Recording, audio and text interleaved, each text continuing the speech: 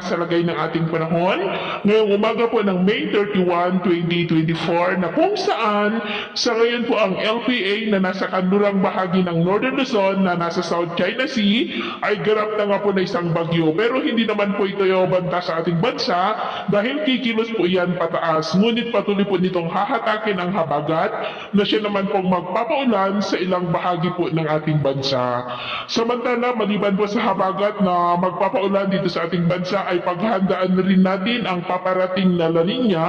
this coming July at ang kalakasan po nito ay pagsapit ng warm months. Mas mataas na po ang tsansa ng development ng mga sama ng panahon ngayong panahon po ng habagat, lalo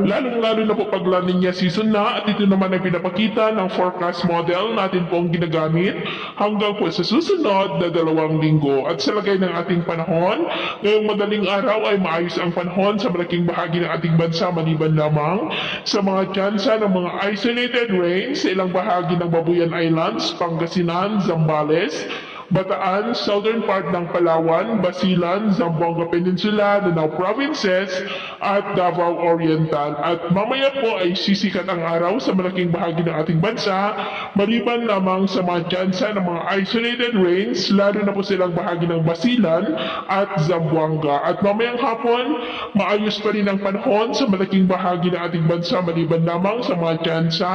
ng maulap na kalangitan na may mga pulog-pulong pag-ulan, pagpulog at pagkidlat sa ilang bahagi ng Ilocos Region, Cordillera, ilang bahagi ng Cagayan Valley, Camarines Norte, ilang bahagi ng Samar Provinces,